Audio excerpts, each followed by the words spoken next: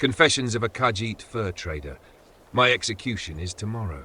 The turnkey asks what I'd like for my last meal. Bring me paper, I say. A quill and a candle.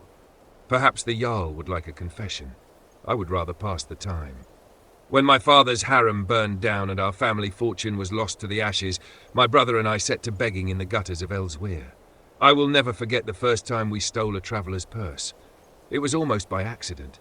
Just a slip of the claw and the pouch fell into our hands. We ate like kings that night.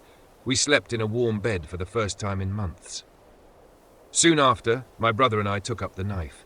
The gang we joined treated us as the dirty orphans we were. We robbed, we scammed, we cut and ran, and years of debauchery and hard living took their toll. I lost half my left ear in a knife fight with a blind drunk Argonian. I wanted to give up, but my brother, he dreamed bigger, better. My brother wanted to make it to Cyrodiil and become legit merchants. We had a plan. One final heist of a northbound caravan said to be filled with jewels. Something went wrong. My brother could not stop the horses on time, and I stood helplessly by and watched the wagon plummet over a cliff. But as I picked through the wreckage, my devastation turned to excitement. There were no jewels, but there were plenty of luxurious wolf pelts, hawker tusks, and mammoth hides. More than enough to buy my way to Cyrodiil. I'd follow in the footsteps of so many of my kind, a travelling merchant, someone with a respectable profession. I had all the furs bundled in my pack when I saw my brother's broken body. His ears were still warm, and I shut his eyes for the last time. This was his dream, and he would want me to go. But what I wanted, well, the caravan guards were coming. I had to go, but I couldn't just leave his body to rot. My brother gave me my first skin. It was to be a memento. But in the darkness of the fence's cabin, the coin hit my hand heavy. Then she looked at my brother's pelt and offered 3 times the amount of any other fur. Disgust caught in my throat, but did not live very long. I realized the cost of such a forbidden luxury. The value, the demand, the respect. This is what I wanted. It became easier. A dark alley, a gag in one hand, and a quick slice across the throat.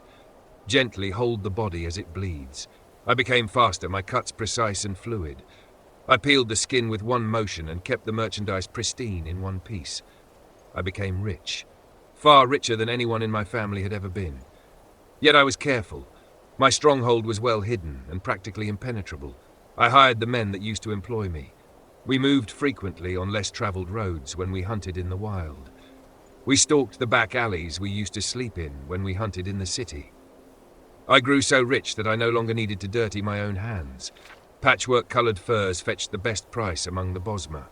Argonians preferred the pelts completely skinned and tanned. Orcs prized the thick, waterproof leather of the Argonians. Humans most often bought tails and ears. I had to employ an alchemist and a master craftsman for a couple odd requests, but I didn't ask questions when the gold piled up. And now I'm a prisoner. Maybe I became careless. Maybe I let too many secrets slip between the sheets. The raid of my fortress was a massacre. They took me alive, barely. That was their mistake. My enemies should have killed me when they had the chance. I have one lockpick, and the northern wall of my cell is weak from disrepair. My head shall not roll tomorrow. I am not finished with the trade. There will always be buyers. Someday I will sell my own skin for a king's ransom, as my name is legend, and yours shall rot in the gutters with your bones. The fur trader.